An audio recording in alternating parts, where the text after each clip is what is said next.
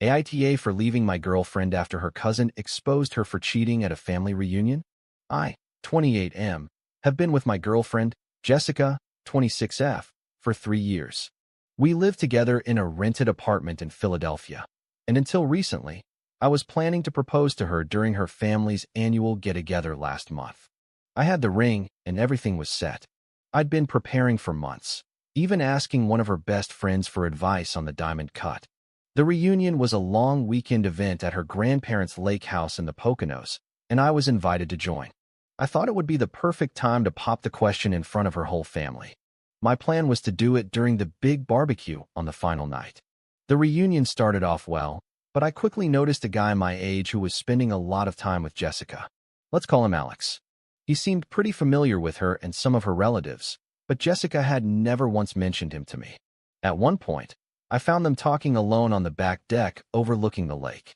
When I stepped outside, they went quiet. It felt weird, but I didn't want to jump to conclusions. Jessica introduced Alex to me as an old college friend. I initially brushed it off. It was a family gathering, after all. People invite friends and reconnect with old acquaintances.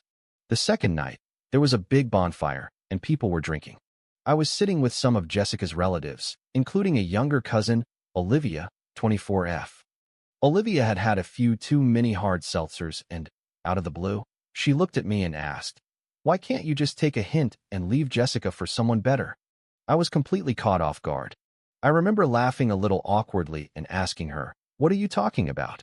Olivia gave me a pitying look and mumbled something like, "Everyone knows Jessica and Alex have a thing. She says you're too clingy."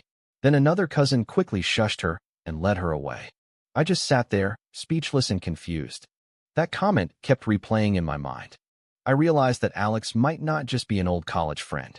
Jessica had been strangely distant for the past few weeks and had insisted she didn't need much help planning her part of the gathering. Now I was wondering if she had secretly invited Alex. I decided I needed answers. I pulled Jessica aside, away from the bonfire, and asked her directly, "Who exactly is Alex to you?" She got defensive and told me he was just a friend and that I was being paranoid. I mentioned what her cousin without naming Olivia had said about me needing to take a hint.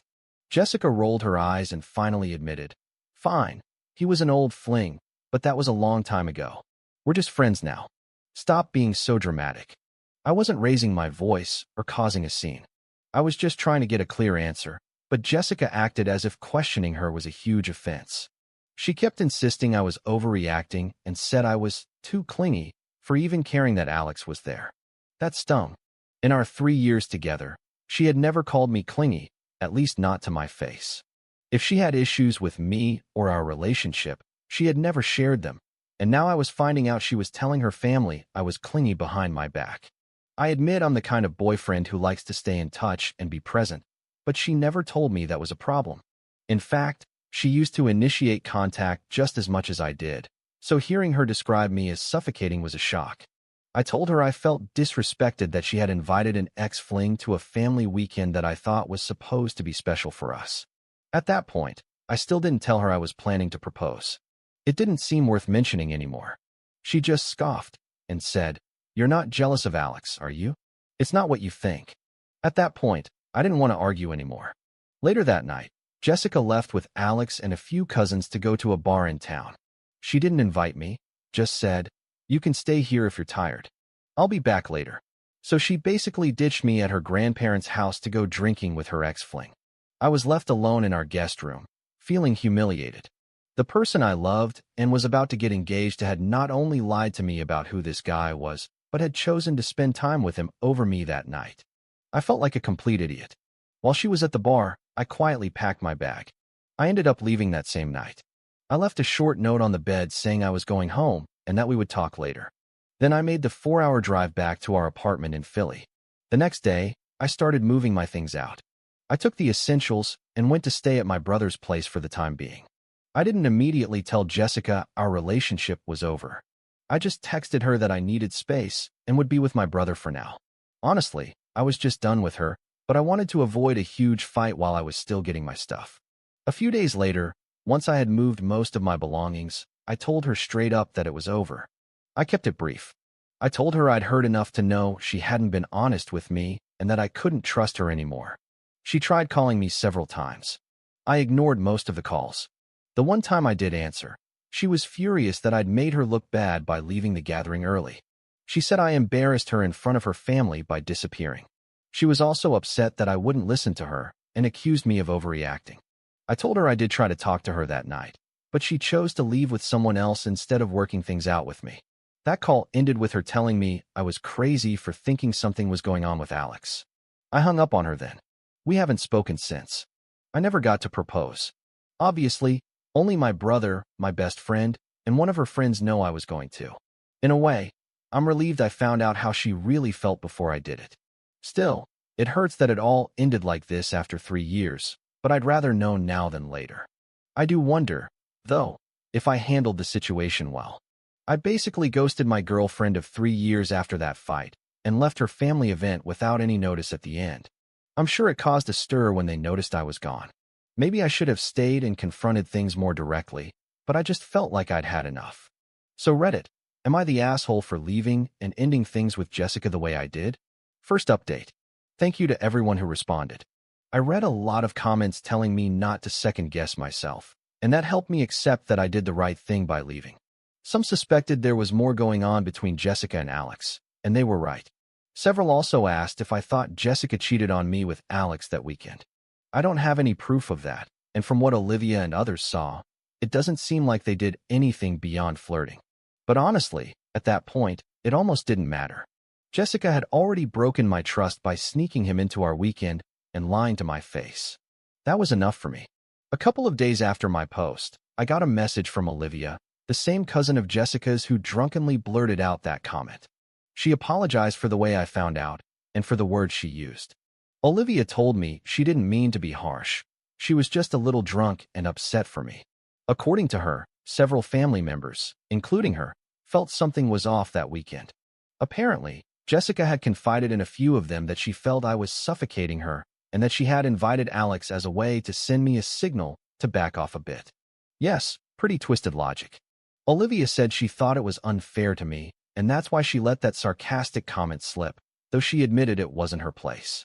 She also confirmed that Alex wasn't just some friend who happened to show up. Jessica had specifically invited him and encouraged him to come. I asked Olivia if she knew whether Jessica and Alex had slept together or anything during or after the reunion. Olivia told me she honestly didn't think so, and that from what she saw, Jessica was kind of testing the waters with Alex, maybe to see if there was still a spark, but apparently, Alex went home after the weekend, and there have been no signs of a new relationship between them. In other words, it doesn't seem like anything came of Alex's appearance that weekend. So who knows? Maybe Jessica was hoping for something that didn't happen. As for me, I managed to finish moving all my things out of the apartment without any more drama. It hurt to do it, but I knew I was making the right decision. I never saw Jessica in person again during that process. We coordinated through a few text messages, and I picked up the rest of my stuff when I knew she'd be at work. We also sorted out some practical matters, like getting my name off the lease. She decided to keep the apartment by herself. Her parents contacted me once. Her mom actually called to see if I was okay and to apologize in a roundabout way. I think she was embarrassed by the whole situation. She said Jessica was very upset about me leaving and that it had all been a misunderstanding. I didn't go into detail with her mother. I just said I appreciated her call, but that it was a matter between Jessica and me. It was a polite way to end the conversation. I suspect Jessica either didn't tell her family the whole truth or maybe gave them her version where I overreacted. Either way, I had no desire to get into it with her mom. Now, Jessica and I are officially no longer together, and there's been almost no contact. The first few weeks after I left were tough. I was pretty depressed and angry. I stayed at my brother's place, and he, along with my best friend, helped keep me sane through many late-night vent sessions. My best friend was especially furious about what happened to me when I told him everything. Having them around really helped me get through the worst of it. I've been focusing on work and spending time with friends and family. The shock and anger have faded a bit, and now, I mostly just feel relieved to be out of that situation. It hurts to have invested 3 years in a relationship only for it to end over something like this, but I'd rather know now than later. One unexpected outcome of all this. I've started a sort of friendship with Olivia. After that conversation where she apologized, we kept in touch occasionally. She checked in on how I was doing, and we discovered we got along quite well. We had never really spoken one-on-one before all this. Honestly, it's been nice to have someone who witnessed part of the reunion disaster to talk to. She's been very understanding and has given me a lot of clarity on what was going on behind the scenes. So that's where things stand a few weeks after the breakup. I'm single, focusing on myself, and in no rush to get into anything new. I put the idea of the engagement ring behind me and returned it. Really, I'm just glad I learned the truth before getting any more committed to the wrong person. Thanks again for your judgments and advice. They help me keep my head on straight. Second update. It's been about 5 months since my last update. I've been living my life, working, and hanging out with friends. I stayed in touch with Olivia on and off. At first, it was just texting, sharing memes, or the occasional short phone call. We didn't talk much about Jessica, except for a few times when I asked about things still on my mind, which Olivia answered honestly. Mostly, we talked about other things, TV shows, work life. It was refreshing, actually. Over time, Olivia and I decided to meet up in person. It was casual at first. We got lunch one time when she was in my area for work. I admit I was a little nervous about meeting one-on-one, given the weird circumstances. She's my ex's cousin, after all. But as soon as we sat down and started talking, everything felt natural. We had a lot in common, and the conversation just flowed. Lunch turned into an afternoon of walking around and talking about everything from our favorite music to childhood stories. It was nice, really nice. After that day, we started hanging out more often. Sometimes we'd grab coffee, or she'd join me and my friends for casual get-togethers. Other times, we'd just go for walks or hang out in the park. It didn't feel like dating at first. It felt like I'd gained a close friend right when I needed one the most, but I'd be lying if I said I didn't start to notice how amazing she is. Olivia is funny, down-to-earth, and incredibly kind. Also, as it turns out, she's stunningly beautiful, which I somehow didn't fully register at the reunion when my head was all about Jessica. As the weeks went on, it became clear there was some chemistry between us, beyond just friendship. I was hesitant, and so was she, for obvious reasons. We had a frank conversation about it one night. I told her I really valued her being in my life after all the chaos and admitted I was starting to feel something more than just friendship. Olivia confessed she felt the same way but was worried about how it might look from the outside. She said, "This is crazy. I mean, you were with Jessica, and now me." She wasn't wrong. It's a very unique situation. I also mentioned my concern about how people, especially her family, would see it. Olivia acknowledged it would definitely cause some talk, but we ultimately agreed that our happiness was more important than anyone else's judgment. We both agreed we should be careful and not rush into anything. Neither of us wanted this to be a rebound or to hurt anyone unnecessarily. For a while after that talk, we kept things platonic, at least on the surface, but it was like acknowledging our feelings made them even harder to ignore. We just kept getting closer. Finally, about 4 months after my breakup with Jessica, so after about 2 months of close friendship, we decided to try a formal relationship. We had a real first date shortly after. That night was wonderful and confirmed for both of us that we were making the right choice. I remember one night in particular when I was dropping her off at her place. I gave her a hug goodnight, and instead of letting go, she kissed me. I was totally and pleasantly shocked. So now, I'm dating my ex-girlfriend's cousin. Believe me, I've had plenty of internal debates about it, but life is weird. I never expected any of this, but I also never expected to find someone I connect with on so many levels.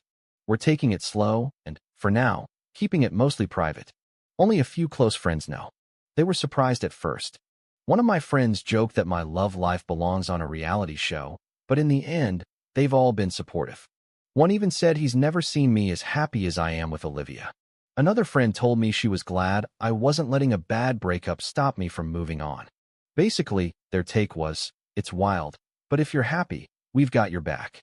I know some people might judge this situation, but honestly, I don't feel like I'm doing anything wrong. Jessica and I were over, and it was because of her actions. Olivia had nothing to do with our breakup, other than accidentally dropping a truth bomb I deserved to know. Besides, Olivia and Jessica aren't even that close as cousins. It turns out they only see each other at big family gatherings once or twice a year.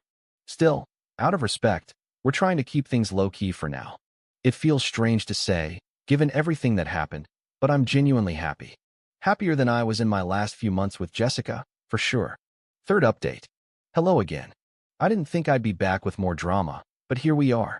A few weeks after Olivia and I officially started dating, we decided it was time to stop hiding it.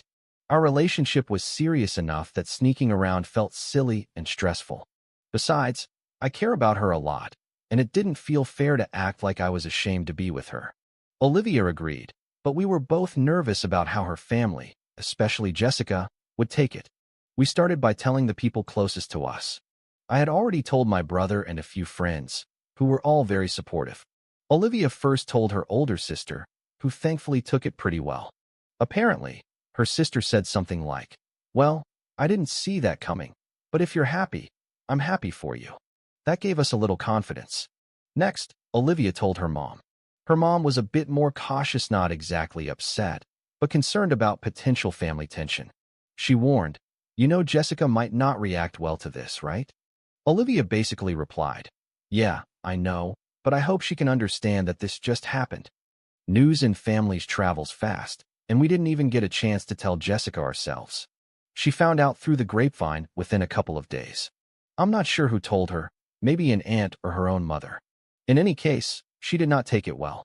The first sign of trouble was a series of furious text messages Olivia started getting from Jessica, accusing her of betraying family trust and calling her all sorts of names I'd rather not repeat here.